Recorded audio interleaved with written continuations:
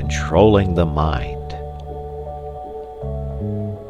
People say one can't help one's thoughts, but one can. The control of the thinking machine is perfectly possible. And since nothing whatever happens to us outside our own brain, since nothing hurts us or gives us pleasure except within the brain, the supreme importance of being able to control what goes on in that mysterious brain is patent.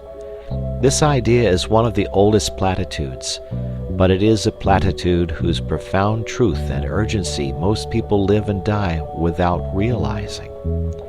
People complain of the lack of power to concentrate, not witting that they may acquire the power if they choose. And without the power to concentrate, that is to say, without the power to dictate to the brain its task and to ensure obedience, true life is impossible. Mind control is the first element of a full existence. Hence, it seems to me, the first business of the day should be to put the mind through its paces. You look after your body, inside and out. You run grave danger in hacking hairs off your skin. You employ a whole army of individuals, from the milkman to the pig killer, to enable you to bribe your stomach into decent behavior.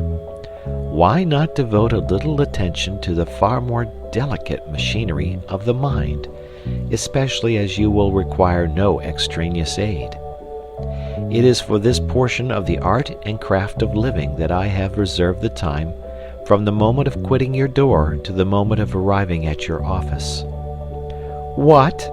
I am to cultivate my mind in the street? On the platform? In the train? And in the crowded street again? Precisely. Nothing simpler. No tools required. Not even a book. Nevertheless, the affair is not easy.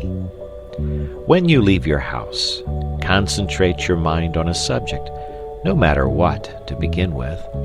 You will not have gone 10 yards before your mind has skipped away under your very eyes and is lurking round the corner with another subject. Bring it back by the scruff of the neck. Ere you have reached the station, you will have brought it back about 40 times. Do not despair. Continue. Keep it up. You will succeed. You cannot by any chance fail if you persevere. It is idle to pretend that your mind is incapable of concentration. Do you not remember that morning when you received a disquieting letter which demanded a very carefully worded answer? How you kept your mind steadily on the subject of the answer without a second's intermission until you reached your office, whereupon you instantly sat down and wrote the answer. That was a case in which you were roused by circumstances to such a degree of vitality that you were able to dominate your mind like a tyrant. You would have no trifling. You insisted that its work should be done, and its work was done. By the regular practice of concentration, as to which there is no secret, save the secret of perseverance, you can tyrannize over your mind, which is not the highest part of you, every hour of the day, and in no matter what place. The exercise is a very convenient one.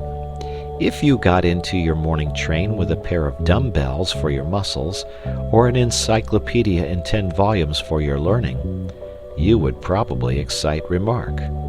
But as you walk in the street, or sit in the corner of the compartment behind a pipe, or strap hang on the subterranean, who is to know that you are engaged in the most important of daily acts?